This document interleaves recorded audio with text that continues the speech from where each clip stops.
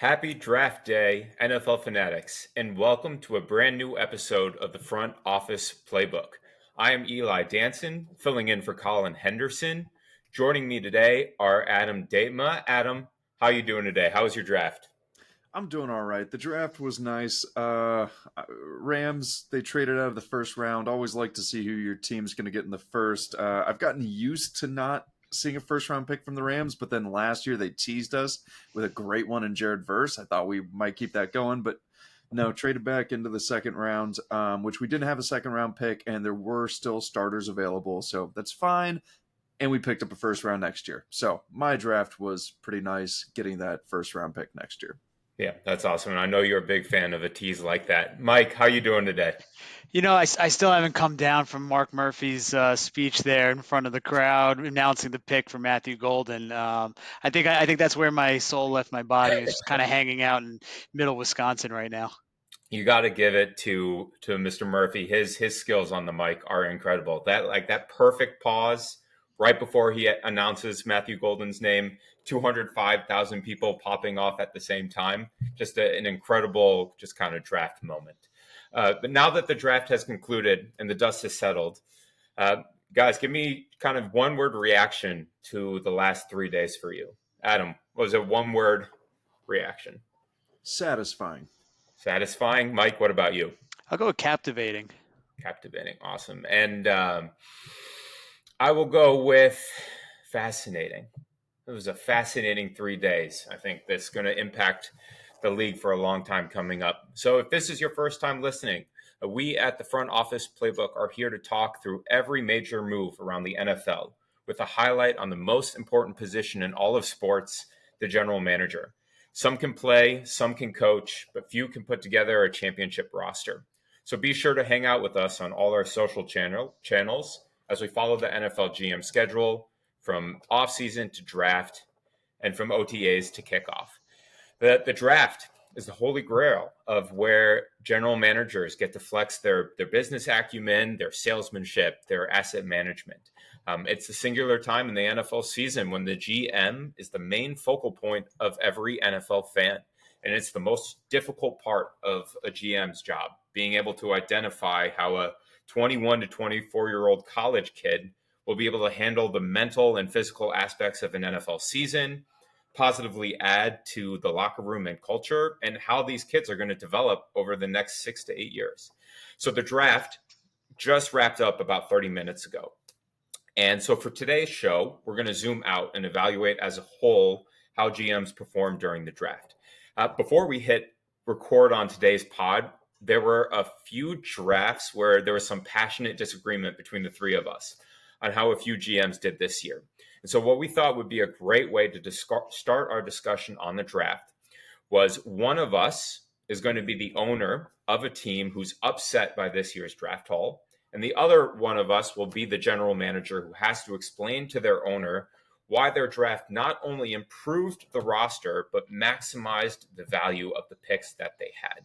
And so to start off with, Mike, you're going to be Arthur Blank, owner of the Atlanta Falcons. Adam, you get the absolute privilege, good luck, of being Terry Fontenot, general manager of the Falcons. So, Mike, Arthur Blank, floor is yours. Absolutely. And, I'm not going to try to talk like Arthur Blank or anything here. I thought we got really good value with Jalen Walker with the first pick there. He was a guy that, was almost consensus top 10 pick and was probably going to go to one of our rivals here in Carolina. But, Adam, talk to me a little bit about the price that we paid to come back into the first round to get James Pierce, where we paid a future first. Do you think we might have overpaid a little bit here? Mr. Blank, if there is one thing that we have been clear about since we've started here in Atlanta, it is that we are going to go all out when we fix issues. So last year, we had an issue at quarterback. We signed Kirk Cousins to a massive contract to solve that quarterback problem. But Kirk Cousins was old, and he was coming off a pretty significant injury. So we needed to make sure that we had a backup plan. We picked Michael Penix. It turned out that that was a very smart move to take, Michael Penix in the first round because now it does look like we have our franchise quarterback going forward. At the time, that was the worst move anyone had ever seen. Now we have our franchise quarterback.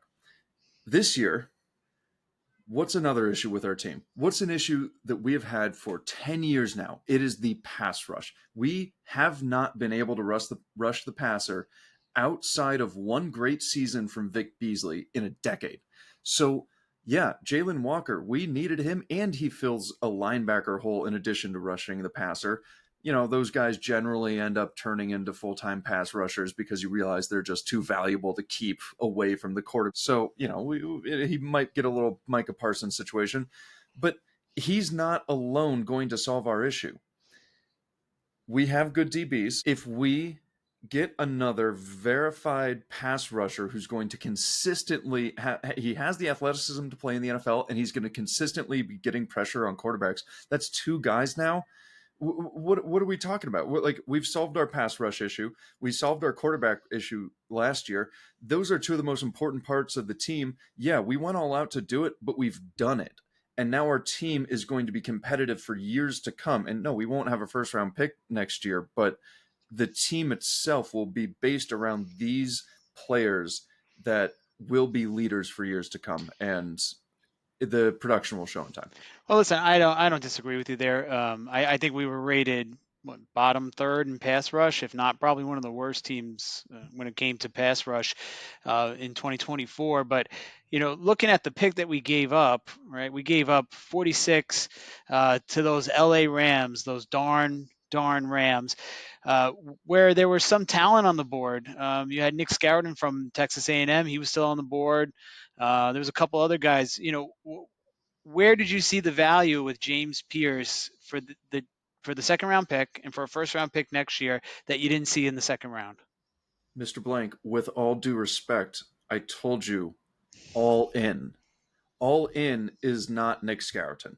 All in is James Pierce, a freaky athlete who we've vetted the off the field issues and we feel confident that they will not persist once he is in the NFL. So we will take the freaky athlete in James Pierce. We will make sure that we get our guy in James Pierce to make sure that we don't just have a pass rush. We have a scary pass rush. We have a pass rush that teams need to game plan max protection against consistently. And that is going to be an advantage above, well, Nick Scouton may have been decent value in the second round. All right, fair enough. We have a small window here to capitalize on Michael Penix's contract in his rookie year. So let's make it happen. Yeah, I think one of the really interesting parts of this trade that happened was actually the Falcons got a third round pick as part of this deal that came back. And so if that third round pick was not involved in this trade, it would look pretty rough for the Falcons.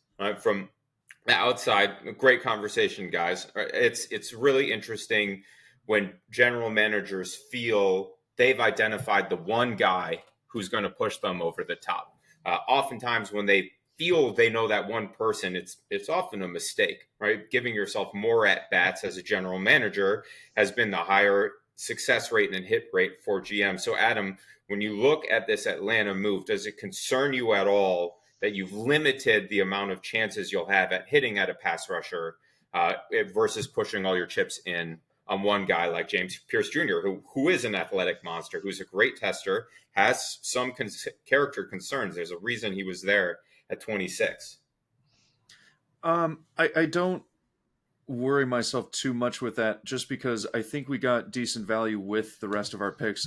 Xavier Watts out of Notre Dame is going to be a great third corner. You know, when I personally, not as a Falcons general manager, but as a scout, watched Xavier Watts' film from Notre Dame, I scouted him and said that he would be the perfect third safety for a team because he's going to make some smart plays for you. He's not ready to consistently match up against NFL talent yet, but he has the ability to get there. So I think that was an incredible pick that's going to help their pass defense as well. And so I think, you know, kind of zooming out from just addressing the pass rush, you also have Jalen Walker's ability, you know, at least at times, as a coverage backer, and you have Xavier Watts' ability as a coverage safety. So I think overall the pass defense has been improved in enough ways that even if James Pierce, I mean, the athletic ability is incredible. He's going to have some sort of production for you, even if he's just ends up being a good backup, like worst case scenario. So I think that we've improved overall enough that that won't be a fatal mistake if it turns out to be a mistake. I mean, is a good backup worst case scenario, is that worth giving up a future first round pick for? I don't know. Right? If they turn into Dwight Freeney and Robert Mathis, right? Like if James Pierce and Walter Nolan are Dwight Freeney and Robert Mathis coming off the edge together, no one's complaining that you gave up a future first round pick for this move. It makes all the sense in the world. It's risky. Right? This puts a lot of pressure on Michael Penix Jr. He better be good. Hey, can't trade scared. Can't trade scared. I love it. Awesome. So our next team, the Jacksonville Jaguars, making the stunning move at the beginning of the draft, trading up from the 5th pick up to the 2nd pick. To do this, Jacksonville gave up their 1st, their 2nd, a 4th, and a 2026 first round pick. In return, they got pick 2, a 4th, and a 6th. So for this one, Adam, you are owner Shad Khan. I will be James Gladstone. What do you got? Well, Mr. Gladstone, and similarly to Mike, I will not be trying an accent or impersonation of any kind. But Mr. Gladstone, Please don't. I am a little nervous about your confidence. I feel like this may have been a prove myself kind of move, and it looks like after we got Travis Hunter, I don't really see any other impact players, and this team had a lot of holes. So what are we doing here? The goal of our organization is one to find impact players who provide a unique skill set across the entire league. There was one player in this entire draft who could change a franchise, and that was Travis Hunter. And our team has a established quarterback who can maximize his skill set on the offensive side. And we have the holes on defense where he's going to come in and play for us. If we were trading up just for a wide receiver or just for a cornerback at the 2nd pick, I agree. This would be terrible value, but we have the opportunity here to draft a player who has never been seen before in the NFL since Jim Thorpe. He is constantly compared to Shohei. Travis is, right? But the ability to add a Pro Bowl player at wide receiver and cornerback with one pick, the value of that is absolutely worth a first round pick next year, especially if he's as good as we think he is. We're going to be making the playoffs and winning our division. That first round pick is going to be towards the back end of the first round, right? There's no way we're going to get a player of Travis Hunter's quality at that place. So just singularly, he changes our franchise. He changes the trajectory of our franchise. We have to go out and beat Patrick Mahomes. We need absolute superstar blue chip players to do that. Travis is that.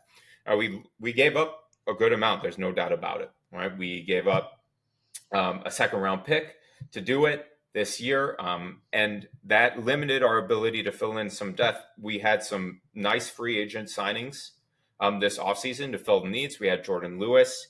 We signed 2 offensive linemen. We had De'Ami Brown as a 3rd wide receiver now. So we filled some of the holes in the free agency, right, with the week that I had once I was hired to make those moves. But the guys we added in Caleb Bransaw and Wyatt Millam. Caleb Bransaw is the cornerback in the 3rd round, and Wyatt Millam as well from West Virginia as a guard. These were 2 big holes on our team we were able to fill with some 3rd round talent. One thing I really like about the Caleb pick is it takes away some of the pressure off Travis as he transitions into the league to have to play right away full-time at cornerback. Right? We filled some of the depth with one of our other picks, so we can start Travis full-time at wide receiver and slowly build him up on the defensive side as he learns the system.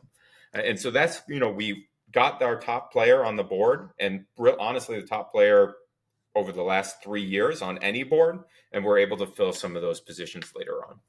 All right, but James, I understand how great of a player he is, but the offensive line, yeah, we signed some guys, Patrick McCarry and Robert Hainsey. They're not exactly turning us into, a dominant offensive front, and we don't exactly have the backs to make up for a bad offensive line. So we have no O line that can protect Trevor. We can't run the ball.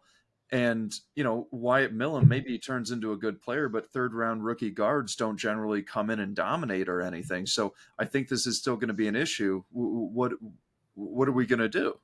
Yeah, well, so we're counting on the development of our young guards, right? And Trevor, one of the issues that he had was who was he throwing the ball to? He had Brian Thomas Jr., and that was it last year. And so the ability to give him weapons to attack with and throw the ball downfield, we're counting on our best players to play their best. This is the move that does that. When you look at the quality of talent that would have been available to us at pick 5, Mason Graham, an interior defensive lineman with short arms, Armand Membu, who's a right tackle only, right, where we have some pieces. So Travis Hunter was in such a tier on his own. He is worth sacrificing depth at some other pieces to go and add him to the roster. You know, better be right, kid. jumping in though, I almost feel like there is a level of risk that's involved, right, with a two-way player in the NFL. Because you just said it yourself, Jim Thorpe, was that 70 years ago? 60 years ago. It's a completely different game. It's a completely different opponent that he's facing on both sides of the ball. I look at Travis Hunter and I see a guy he's not built like DK Metcalf. So as a cornerback, I'm concerned about how he's going to hone his technique and his tackling to then stay healthy where he's not breaking a collarbone. And then now all of a sudden your two-way player who's supposed to be a blue chip wide receiver, threat is gone for the year because he got hurt on the defensive side of the ball. Obviously, we're not going to play scared. Injuries happen. It is part of the game, but it almost seems like an unnecessary risk given his profile and his ability to change the game on the offense. I mean, my honest opinion is it was a lot to give up. It was a lot. Essentially, they gave up a mid first round pick next year in value. Like that, Jacksonville did not receive. The Browns got a surplus of value in this deal. Right? Like they got more value through the picks that they acquired. You have the opportunity. I think the justification is you have the opportunity to obtain the best player in the league. Or like that is the ceiling of Travis Hunter, is to be the best player in the league based on the value that he brings to your organization and the impact on both sides of the ball. Like the concern that he's 180 pounds, it's a massive red flag for this type of move, right? But we just talked about Atlanta. If you find the pairing, great, it works. If Travis Hunter is the MVP of the league and he's making a quarterback level impact because of how he plays on both sides of the ball, that is worth a move up like this. Otherwise, it's a total waste, and I think it was terrible. And also, looking at the rest of the Jaguars' defense, at least the corners. I mean, obviously, the D line is in a good spot, but the corners. Tyson Campbell is a fantastic corner. They signed Jordan Lewis. He's a great slot corner. So then, once Travis Hunter does, get acquainted to the defensive side at the NFL level a little bit, like that's a fantastic starting three corners. Taking myself out of Mr. Khan's shoes, yeah, no, it's the value is interesting. What they gave up's interesting, but he's a great player, man. You just like those guys on your team. Yeah. You got to go for it. They're taking a swing. Right? They're stuck in this position. How do they step into contender status in the AFC? And the truth is, the players that are available at 5 this year, and the player who would be available in the mid-teens next year, is probably not making the impact to take that jump into the elite echelon of teams in the NFL. Travis Hunter could be a player who gets you there. Is it worth a first-round pick? We'll find out. Moving to our last team, the Cleveland Browns, the trade partner of the Jacksonville Jaguars. There was some disagreement before the pod. This is going to be really exciting to hear. Mike, who gets to be Andrew Berry, our general manager. I'm going to be the owner, Jimmy Haslam. And Andrew, great haul. Moving back, always a good idea. Value always tells you moving back is the right call. Walk me through just kind of your thought process before I sound off on what I thought of the picks. Just walk me through your thought process of moving back and then the players that we took. How did we maximize the haul that we got this year? Yeah, absolutely. So, a lot of people, and I've seen the things online. I've seen what everybody's saying, right? A lot of people are like, if you have Travis Hunter, why don't you just take Travis Hunter? We're not a team that's built for Travis Hunter.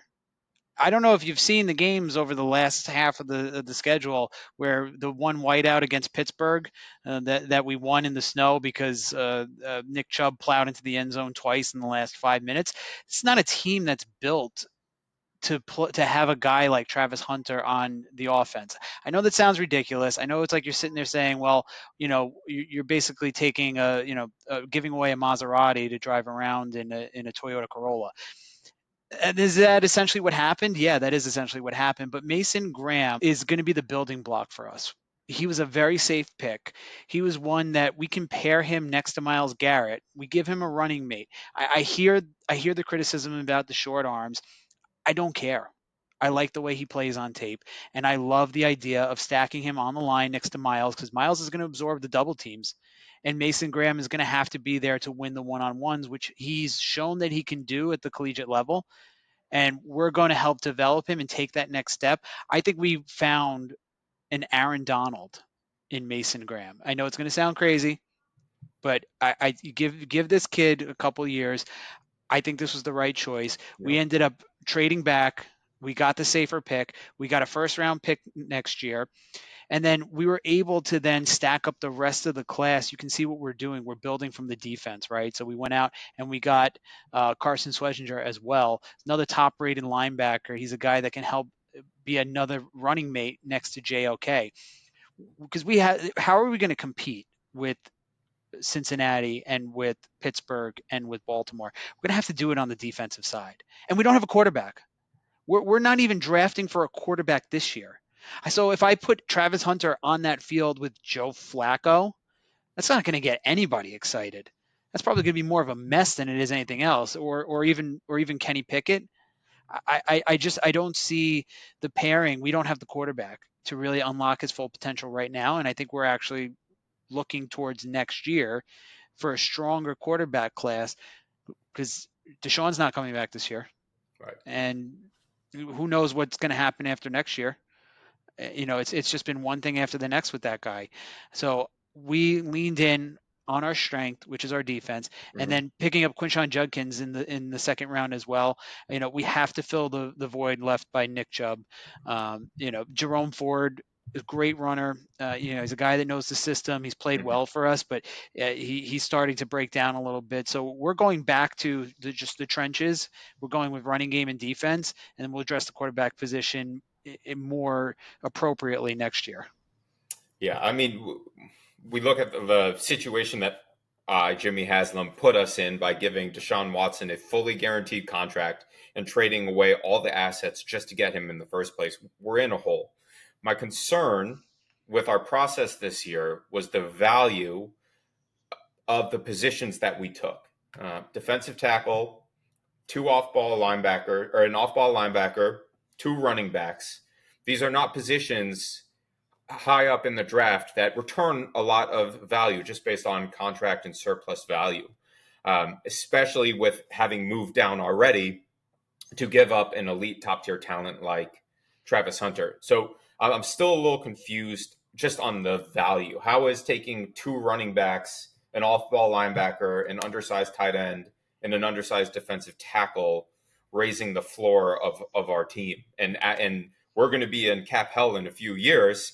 So I would think tackles and cornerbacks and receivers, who are the most expensive positions, we would want to get as many rookie contracts on our roster like that. Yeah, but at what point would we have to pay Travis then? Then we're starting the clock, right? We already have Jerry Judy on the roster, who was an absolute tremendous playmaker last year. I think he might have been a pleasant surprise, if not that.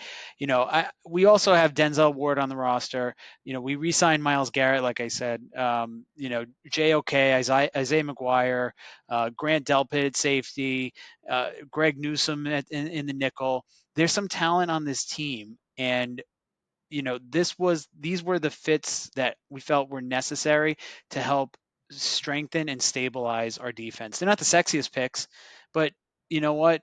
I get it. Chicks dig the long ball, but defense wins championships. And we're going to do it this year? No, probably not. Definitely not going to do it this year. But we need to start the process of reestablishing ourselves as a hard hitter, a grinded out, slobber knocker team in the AFC North, and we're going to have to do it with these picks that you might not like. They're not going to be flashy, but guess what? Cleveland's not flashy in the winter.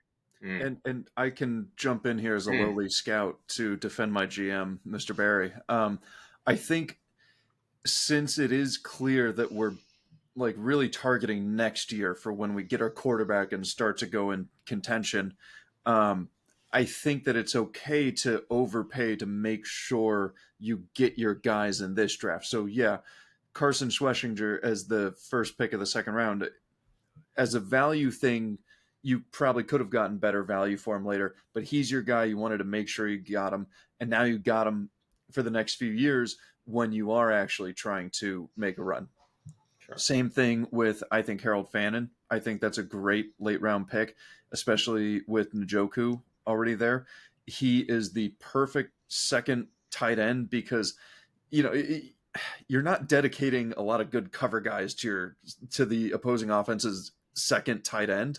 So he goes out there, he's going to be on probably the worst linebacker out there, worst cover guy on the field probably is going to be covering Harold Fannin. And he's a good route runner, and he can do things after the catch with the ball. So it's a great matchup issue that they're going to create for defenses with that pick. Dylan Sampson, again, it's a running back, but you got him on day 3, and he could be a great third down back for you in the future. So I think it was okay to overpay this year for some guys, considering the strategy for next year and the value you got from the trade in the first round pick next year. Yeah, and I think that's where our disagreement before the pod came up is I don't think there should be a qualification for this year.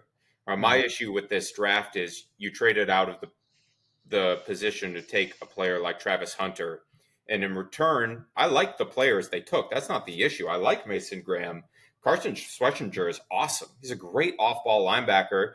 Judkins is a power runner in Cleveland in the winter. Sampson is the complementary back. I get all that. But you wound up with 2 running backs, an off-ball linebacker, a tight end, and a defensive tackle. These are – and a collective draft.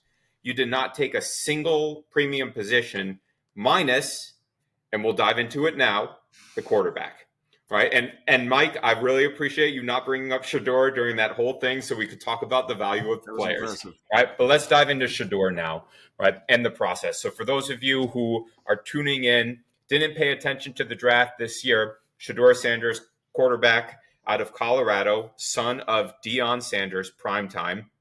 A lot of debate going into the draft about his tape and his value solely as a quarterback, right? And what he adds to the team as a quarterback on the field leading the team. And he was not drafted in the first round or the second or the third or the fourth, right? And this was one of the all-time great falls, quote unquote falls, of a player based on expectations of where they were going to be drafted. And it was stunning. Right, like guys, this was a stunning moment in NFL draft history, something that's going to be talked about for years on end. The perspective we at Front Office Playbook want to take on, the Shedeur movement is what is the viewpoint of a general manager not taking a player like Shedeur after the first round, right? And what is the value of a player like Shedeur to a team?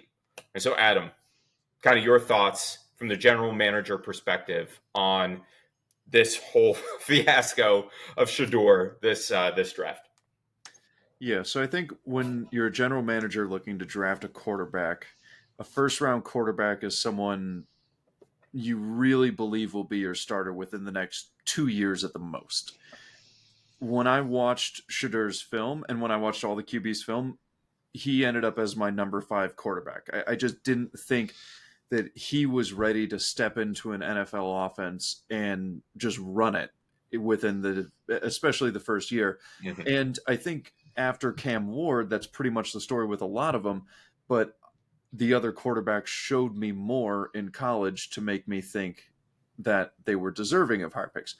So with Shedeur, once he dropped out of the first round, I think it's not so much a knock on Shedeur as it is just a statement on where the NFL is with quarterbacks right now that he wasn't selected on day 2. Once he dropped out of the first, I 100% expected him to be selected on day 2. But I mean, what did we get? Like 2 quarterbacks selected on day 2? I think it was just Shuck and Milrow. Yep, that's it. Yep. So yeah, and that's it. So out of over 60 picks, when you count the compensatory picks that come in the third round, like almost 70 picks, they didn't select more than 2 quarterbacks. So clearly teams just don't look for backup quarterbacks they consider to be backups on day 2. That's a day 3 thing for quarterbacks. Again, I had Shedeur as my number 5 quarterback. He ended up being the number 6 quarterback taken. Ultimately, I was surprised to see how much he fell, but when I look at my board and I look what happened, it objectively isn't that much of a surprise. He was seen as a backup quarterback. He was taken when backup quarterbacks are taken. No, absolutely, Adam. And you look at the situation that developed after the second round, right? So it was after Cam Ward, was it Jackson Dart was the second one off the board? Yep. The Correct. Giants Yep. at 24. Yep. Yep. So they came in, and we knew that they liked Dart during the process. I mean, that was what was being put out in the ethos after His or son during. leaked it. Right. His son leaked it. Exactly. So you have the Giants in love with And then Jackson the Dart. daughter leaked the phone number. Yes. Then you have New Orleans, who is allegedly enamored with Shuck.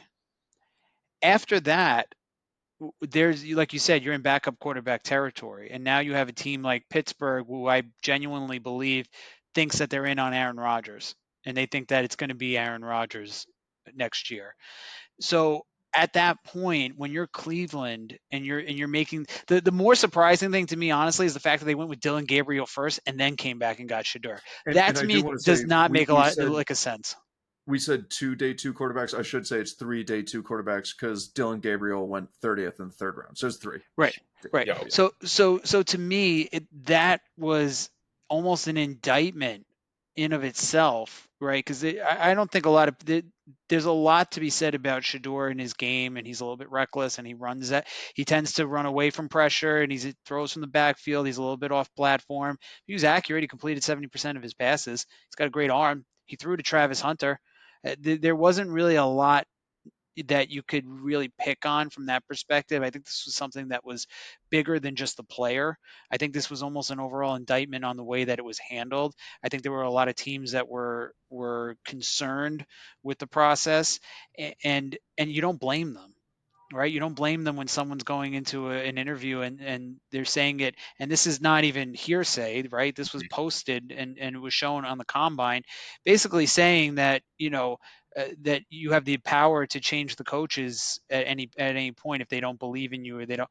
It's not really something that a front office wants to hear, right? Like you need to take a moment to sit there and say, like, should I really have said that?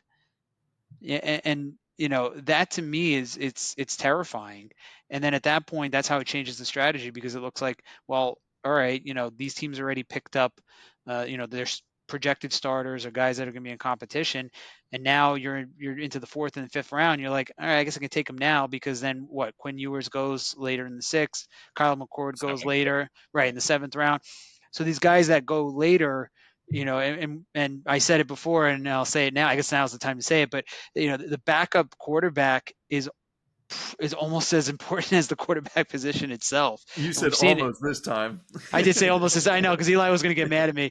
No, but your team. I mean, your rostership and the way that you build the team, you're as good as your backup quarterback because the second your guy goes down, we've seen this how many times, Eli, with Aaron Rodgers getting hurt, right? And there was the Nick one year with Matt. Foles. No. Well, yes, but I'm just talking like from our perspective of Green Bay quarterbacks, right? You have a guy like Matt Flynn running the offense. He kept us in it, brought us back 2012.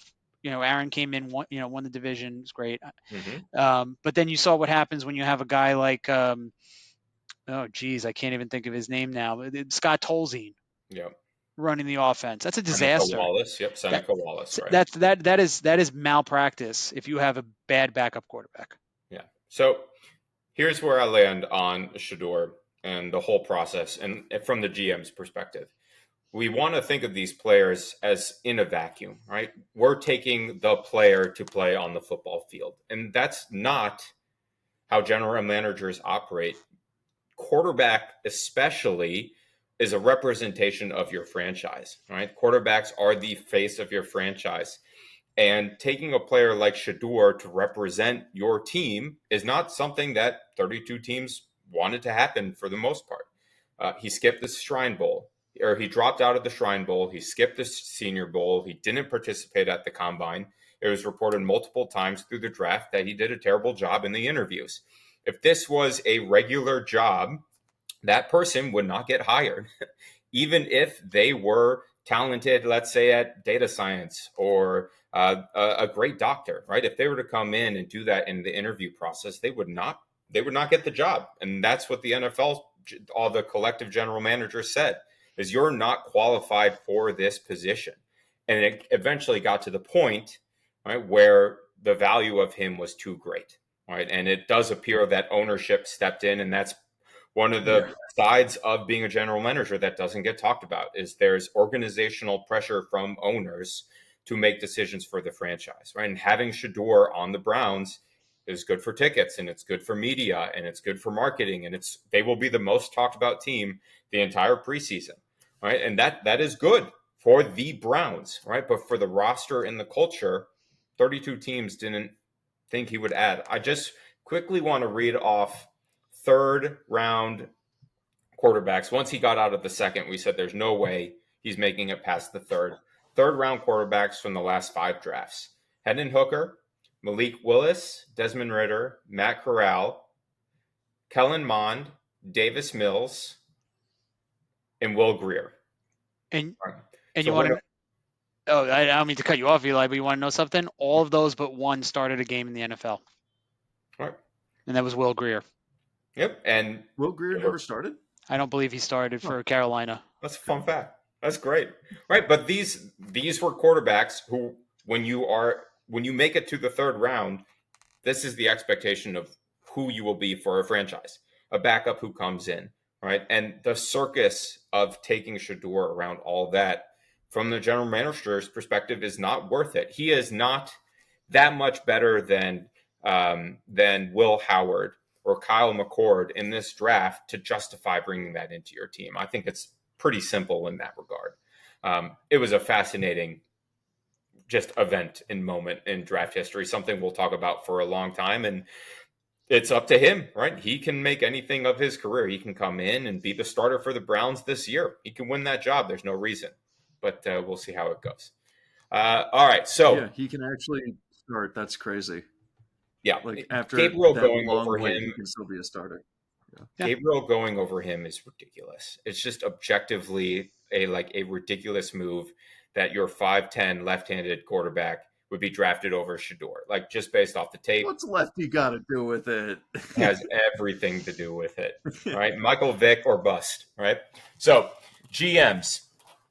There are more than just the 3 we talked about, the Browns, Jags, and the Falcons. There are 29 other GMs through the draft trying to make the most of the assets that they had and the picks they had, moving around the draft board, trading things. And there were a few teams we thought did either a really nice job pulling value out of the picks that they had specifically, or some picks that were, just really interesting that we wanted to highlight and bring up. So, Mike, first general manager and team, you were thought did a nice job or did something really interesting this year. Yeah, I loved what Arizona did with this draft. I think the first pick, they didn't go super sexy with Walter Nolan. I mean, great prospect by all means. We were talking about it before the show, and you were saying how defensive tackle is not a premium position, but then yet there's an article on ESPN about it becoming a premium position. But the Arizona Cardinals really went out and they attacked defense this time around. They got an absolute steal with Will Johnson in the second round. I don't know how much of a concern concerned the knee is. I can't imagine it's much to Jonathan Gannon in the cards, but following it up with Jordan Birch in the third off the edge, and then Cody Simon in the fourth. They picked up a couple other pieces, but they only went one offensive position, and it was offensive guard. So they really are leaning in addition to the Calais Campbell rejoining the Cardinals and then Josh Sweat coming over. They really wanted to buy into Jonathan Gannon's defensive philosophy, and it really seems like they're trying to build a version of what the Philadelphia Eagles have. And I'm even going back to the Super Bowl that they lost. And right where they had Fletcher Cox, and I think Jordan Davis was on that team Yep. at that point, right? So that was an excellent defense. They got undone in the Super Bowl. It seemed a little unprepared at that time. Looking to kind of recreate that here, obviously having learned their lessons, and they have a good offense. They have a good offense in general. I think there's room to grow with Marvin Harrison Jr. Trey McBride established himself as one of the best tight ends in the league, and they might even have a potential 1-2 punch at running back between James Conner and Trey Benson. So not a lot of reason to go offense in this draft. I love the way they leaned in on defense and they committed to it. Yeah, absolutely. This was a team that was 28th in pass rush win rate last year and 20th in run stuff win rate last year. So there were some interesting things that they were doing on the defensive side. They just didn't have the talent to support it. And I really like what you said about the value of Will Johnson in the second round. Yes, his knees are scary. At that point, that late in the second round, you're taking a risk on a player like that, because if it hits, the value you're getting back from that pick is so much greater than a second round pick. Now, you're talking about a potential Pro Bowl cornerback in the second round that's worth the risk. Jordan Birch as a third round pick, adding consistency and depth to the defensive line. But, when we were talking about the Browns earlier in the episode, this is what I was talking about. These are top positions that you're taking early on and taking elite talent at that position with upside. All right, so Monty Ossenfort, I agree with you, Mike. Crushed this draft, raised the floor and the ceiling, addressed short and long-term needs all at the same time without having to move up and trade up to give up picks. Great job. Adam, a general manager that you really liked what they did this year. What do you got? Well, I want to throw a little love to Mike's pick, the Cardinals, real quick. Especially the Will Johnson pick, assuming it works out with that incredible D line in front of them now. Like, what does Will Johnson do so well? Sit back in zone coverage, break on the ball, and take it the other way. Like, with a great D line, there's going to be a lot of opportunities for that. So yeah, no, great pick, Mike. I'm going to go with the pick that I don't think you personally are going to agree with too much, but I think the Chicago Bears found great value in this draft. And I know that's weird saying for a team that drafted a tight end at number 10, especially the tight end that some people thought was tight end number 1, but most people thought it was Tyler Warren, not Colson Loveland. So we'll start there. And I thought Tyler Warren was a more fluid athlete at receiver than Colson Loveland, but the reputation of Tyler Warren, and especially because he's got that long hair and he's big scruffy, looks like a mountain man, like that he's this big dominating blocker. That's just not true. Colson Loveland was clearly the better blocker of the two tight ends, both in terms of effort and ability. And so I think making him your tight end 1 with Cole Kmet as your tight end 2, okay, that works perfectly. And then a pick that pissed me off for the player, but I loved for the team, was Luther Burden going at the top of the second round of the Bears. I think that's incredible value. I think Luther Burden, I wouldn't have hated. I'm glad the Cowboys took a lineman, offense or defense. I'm glad they did it, but honestly, I wouldn't have hated if they took Luther Burden at like 12. Like, I think he's that good. So I think getting him at the top of the second round as your presumably number 3, maybe number 2 receiver, depending on how Rome Odunze does, that's just like, people are thinking like, okay, Ben Johnson comes in and through free agency, he signs all these interior offensive linemen, and they have two offensive tackles who aren't that good, but maybe could be good. So maybe they're going to draft an offensive tackle as well and, just totally run over everyone. Maybe they're even going to give Janty. No, Ben Johnson wants to throw the ball 50 times a game with Caleb Williams because right now he has DJ Moore, Rome Odunze, and Luther Burden III. And at tight end, he has Cole Kmet and Colson Loveland. Like, those are 5 legitimately good NFL receiving options that they should just line up in.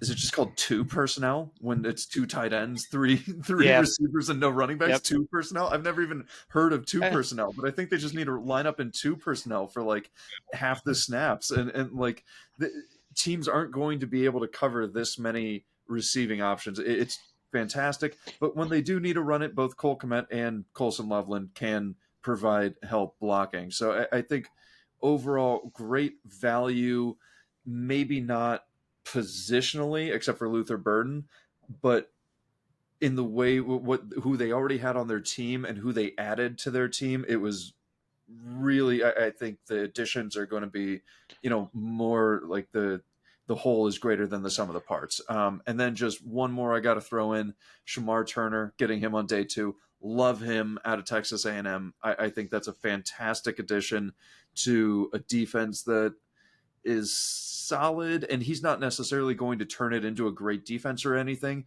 but he's going to make sure he's going to solidify the floor of that defense. He's going to be a consistent contributor. So really like that pick as well. So Adam, let me ask you this question then, because the Luther Burden one is interesting, and you're right. Like we just to, I guess, kind of close the loop on the first part, right? We talked about this when it happened live, and we're like, that's interesting that they didn't take what we thought was the best tight end prospect on the board, and they opted for Colson Loveland, who, interestingly enough, ESPN profiles him as Sam Laporta. I guess I don't know if that's a coincidence or not, but would you like the Luther Burden pick for Luther Burden if I told you that I don't think DJ Moore lasts as a Chicago Bear for at least the next year or two? I get the feeling he walked off the field in one of the games, and I think it was against Washington. He walked off the field, and it started to signal what was a discontent. And I don't know if it was just because it was Eberflus and he didn't like the offense. He was having problems there, and I think it was like Luke Getsy was the offensive coordinator at the time. But either way, I don't know if the Ben Johnson marriage is going to be enough to fix whatever is bothering DJ Moore at this stage. I almost feel like this is a future pick to kind of guard themselves against the possibility of losing DJ Moore. So I think Ben Johnson will do enough to keep DJ Moore happy going forward. But were we to assume DJ Moore is leaving within the next 1 to 2 years, then yes, that would make it a better fit for Luther Burden. I just personally think Luther Burden is ready to be a number 2 receiver in the league as a rookie. So, if he's number 3 for any number of years, I think he's going to be underutilized. But, good for the Bears overall. I guess so. And then just to throw one stat out there really quick. Do you guys know the answer to this? Have the Chicago Bears ever had a quarterback throw for 30 touchdowns in a season? That's a no. It is a big no. I think this is the question's coming from a Packers fan. That's a pretty easy guess. And I think this is the year that changes. Yeah, I think the Loveland is an amazing receiving option for them, and Luther Burden provides a lot of yak. Certainly, depth along the offensive line is important for this team, with Braxton Jones being a free agent after this next year, and they did need some defensive line talent. I thought the Colson Loveland pick was atrocious, and I thought it for a couple of reasons. The first is they have Cole Kmet, they have a tight end. This was not a team that was lacking in weapons last year. That was not the issue this team had. Right? The issue was they could not protect Caleb Williams, excuse me. And Ben Johnson's offense is going to afford them more time in the pocket. He's going to try to get Caleb to play in more rhythm. But a tight end at 10 overall is terrible value. The return on investment of top 10 tight ends in the league is historically terrible. There's been 5 tight ends drafted in the top 10 since 2005. One of them signed a second contract with their team. When you're looking at having a top 10 pick, take a tackle or take a guard, and you can find a tight end in the second and third round in a very deep tight end draft. You look at what the Jets did, being able to take Membao and then Mason Taylor in the second round. That process is smart roster building. Taking a tight end at 10 overall is bad roster building, right? That's Eric Ebron that you're adding to the team. That's not like Eric Ebron was the elusive, fast tight end who was going to add to the receiving room of the Giants when they took him. Huh? He couldn't catch. Sure, absolutely. But we're talking about the value as a GM adding value to the team. So we're taking a tight end at 10 overall, which is just bad surplus value from a roster construction perspective. And then we're taking Luther Burden, who I think is a great player, but has overlapping skill set with DJ Moore. You guys talked about his contract. He's locked in for the next 3 years. It's really not possible to get out. He just signed his extension, right? Just cap wise, it's not a possible move for them. So we're talking about a Ben Johnson offense and what he ran in Detroit, right? We had Amon-Ra working crossing routes in the overs. You had Sam Laporta as that tight end. Then you had Jameson Williams being able to stretch the field. But I disagree, Adam, that Ben Johnson's identity is being able to run the ball. Right? Like Gibbs and Montgomery was the identity of that offense, right? And then Jared Goff was able to only pass 24 to 27 times a game and have the space to operate because the running game was so good, right? And so they're counting on guard who was bad, who the Rams let go after 1 year when they signed him to a big contract, a 32-year-old guard. Issues there. 32-year-old guard, right? And a free agent center who free agent additions are always at risk. It just feels like they're doing exactly what they did last offseason, right? They're adding flashy things around Caleb, but they're not addressing the trenches and the core of their roster. All right, so I had arguments with my Bears friends about this, but just from like the general manager perspective, you just made this mistake last year. Why are you doubling down on it? Right? Why don't we actually address the interior early and often, right? And let Ben Johnson build the offense with the skill talent you already have. That's why you brought him in. All right. So that's kind of my perspective on Bears draft. So I have to just to respond real quick. I think that the versatility, that's really what Ben Johnson, like the run game was fantastic, but like this was a historic offense in Detroit last year, and Jared Goff had an amazing year. He was throwing the ball all over the place. Like it really was pick your poison with the Detroit Lions. They could run it or throw it on you. So yes. I think versatility is Ben Johnson's calling card, and that comes with creativity and some of the play calls too. I think that having 5 legitimately good NFL receivers between the receivers and tight ends gives him versatility. And it just, based on context clues, it must have been that they decided that they weren't going to be able to achieve that same level of offensive creativity if they focused on running backs in this draft. And maybe Janty going to the Raiders change that. Maybe they were saying, okay, if Janty falls to us, then we'll draft an O-lineman in the second round and we'll just ground and pound it. But if not, then we have to go this other way. So I think the versatility is still there, which should still keep them offensively potent. Well, so I just wanted to add 2 things. One, the tight end in the top 10 on the second contract, that had to be Vernon Davis. It was, yeah. Okay, I figured that one. And the second thing is, though, I agree with you 100%, because I think the one thing that's not being discussed here is that Chicago is not Detroit. Detroit gets to play, 10, 12 indoor games a year? Chicago doesn't. And there's a reason why there's no passer that has thrown 30 touchdowns in a season. They had Jay Cutler for 6, 7 years. He was Yep. one of my favorite Bears quarterbacks because he knew how to lose to us, and it was great. We loved it every single time. But there's a reason why, right? Like there's a reason why they don't have these high flying offenses. It's because they play outdoors and they play a game in Green Bay. Once the winds start whipping up and coming off of Lake Michigan, it's a nightmare.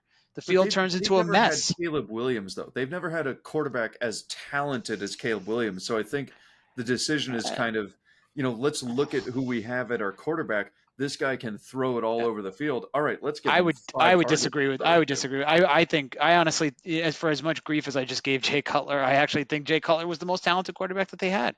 He had a Really? great Okay. arm.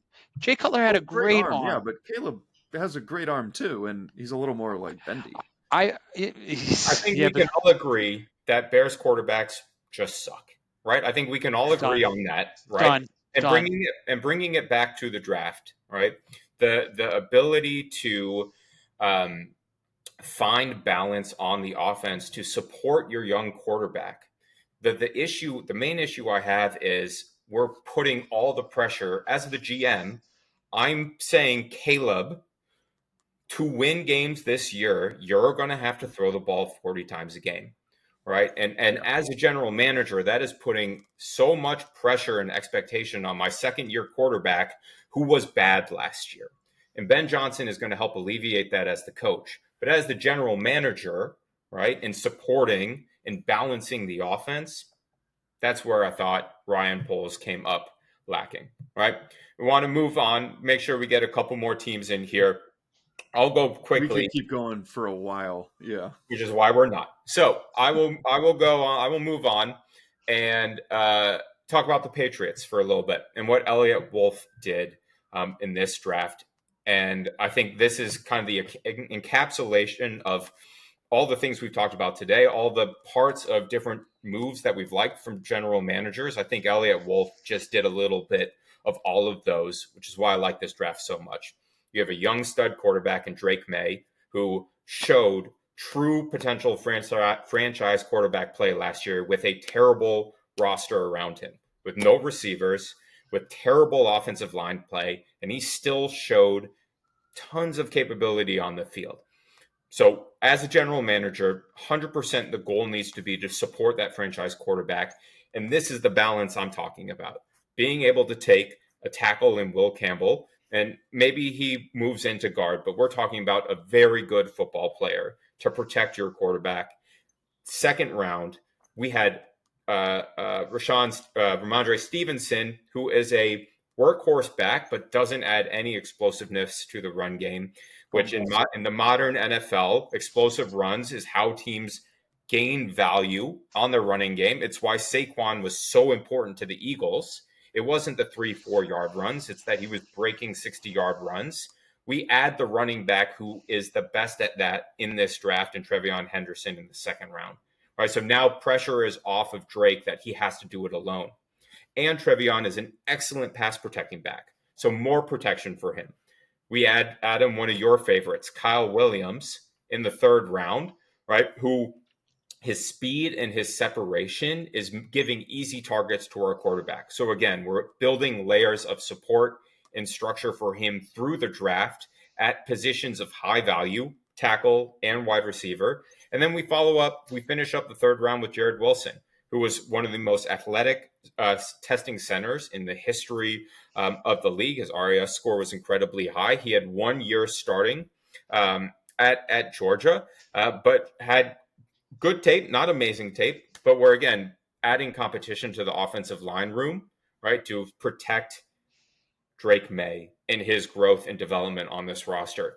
So we said, okay, we have lacking talent at these positions. We were able to add players through free agency to fill our other holes. Let's draft young, dynamic talent to build around our young quarterback. Awesome. Just great process, great value. Just great job by Elliott Wolf. I'd love to hear other thoughts you guys had about what he did and what the Patriots did. Yeah, Or so is that- I didn't Will Campbell, great pick. Not going to even really talk about it because it works. I didn't like the TreVeyon Henderson pick because I'm not a huge TreVeyon Henderson fan. until I saw the Kyle Williams pick. Pairing those two together on the same offense, I think, is fantastic. But I think Travion by himself may have popped one or two big runs for you throughout the season, but Travion plus Kyle, that's going to lead to just once a game or at least every other game, there's going to be an explosive play coming from someone, and that's going to keep the offense going. So I think the combination of getting the two of them and then really focusing on the trenches otherwise, Will Campbell, Jared Wilson, both probably going to be starters. And then on the defensive side on day 3, Joshua Farmer, the D lineman out of Florida State, Braden Swinson, edge rusher out of LSU. Like, both those guys are going to be in the rotation. I think they got 6 guys who are going to be contributing consistently as rookies. I think it was a great draft. Yeah, absolutely. I mean, you look at the wide receiver room before they did this versus after, right? You had Keyshawn Boot, you had Kendrick Bourne, Matt Collins. I mean, Stephon Diggs coming off a torn ACL, Demario Douglas. I mean, they just took a ton of resources and really just threw it at this team. Adding, I liked. The funny thing is, I like Antonio Gibson as a complementary piece to Ramondre. I don't think he was necessarily utilized correctly last year. We're never really going to know at this point now that Travion's in the mix. But yeah, you're right. Like, and especially in the back end of the draft, just getting some big bodies in there. Getting Joshua Farmer and Braden Swinson, like Adam said. You can't have too many big men, and I think that's something that Elliott's father Ron would say. It's you just got to get as many big bodies in the room as possible. Yep, and these are Vrabel dudes, right? A GM who understands the personality and the players who can connect with his head coach as good general managing, right? And Elliott Wolf these are guys who can be coached, right? Who love football, who are tough, who are going to fit the culture in the locker room that Vrabel wants. Right? It's just Patriots, right? In the Patriot way. We could go through all 32 teams. Every team, every general manager made great picks we disagreed with. But we wanted to just spend the last couple minutes of our pod today diving into a few specific moves that we just thought were interesting, right? Some we didn't like, some we just found fascinating. But I want to give you guys each a chance. One move that you wanted to highlight through the draft. Adam, what's one move? Yeah, I think that the Darius Alexander pick by the Giants on day 2 saved their draft. I personally see him as a slightly less good Walter Nolan, and that is not an insult. I saw them do very similar things on the field, but Walter Nolan did it in the SEC, and Darius Alexander did it while playing at Toledo. So it's just not as impressive when Darius does it. I think that saved their draft because that cemented their defensive line. Like, they already had Dexter Lawrence. They drafted Abdul Carter earlier in the draft. And Brian Burns is a great player, obviously. Kayvon Thibodeau, we don't really know what's going to happen with him. He kind of turns into their third edge rusher at this point. Bringing in Darius Alexander brings in a presence at that 3 technique that takes, I mean, it honestly doesn't take pressure off Dexter Lawrence. He's still going to get double teamed constantly, but Darius Alexander can take advantage of those single teams he's going to get as the 3 technique. And then Brian Burns and Abdul Carter off the edge. Like, okay, how many tight ends and running backs are you keeping in to chip those guys? It's just going to totally create problems for offenses. And I don't expect the Giants offense to be scoring a ton of points, but I also don't expect them to be making a ton of mistakes. I think Russell Wilson will lead a very boring but efficient offense, especially with Malik Neighbors. So that kind of offense paired with a defensive line that is just constantly causing problems in the run game or pass game for other offenses, I think that's a really good way to build your team. Especially the Giants do have a good secondary too. Yeah, So it is a fearsome foursome getting after the quarterback without a doubt, and they're able to get America's running back Cam Scadaboo in the 4th round. Everybody knows great. that pick. Mike, what's a move you wanted to highlight from this just amazing draft that just happened? Yeah, absolutely. It was the first one that we mentioned when we opened up this broadcast here, and it was Matthew Golden to Green Bay. I mean, the situation was right, the environment was right. Murphy comes onto the stage and announces that they were going to pick a wide receiver for the first time in 20 something years. Could you imagine if he had gotten on that stage and announced any other position? If he had said offensive tackle or defensive tackle or anything of the sort, I think the mood would have dropped. This in of itself almost felt like it was a fan service pick, but it wasn't, right? Because he was the 23rd overall ranked prospect, the number 2 wide receiver on the board according to ESPN. He was picked 23rd. I mean, it was a perfect marriage. It was something that I never really had on my radar because that's just not how Green Bay operates. And what they did is they added the one of the fastest players in the entire draft at any position to put them at wide receiver, because now it's put up or shut up time for LaFleur and Jordan Love. You have your receiver. Let's make something happen here. Yeah, without a doubt. It's going to be fascinating to see how they delineate the targets and manage what is, honestly a 6 deep receiver room with 2 tight ends, with 3 running backs that they like. It's going to be fascinating to see how they balance that out in Green Bay. And the moment when the crowd popped, again, as a Packer fan, seeing it in Green Bay from when we were growing up, being at Lambeau when there was nothing around Green Bay. There was the Shopko next to Lambeau Field, and that was it. And that was it. And to see the development of Titletown and what Mark Murphy has put into that and built into that, and for him to get that moment on stage was amazing. It was just, as a fan of the Packers and just the NFL, what an amazing moment. I absolutely agree, Mike.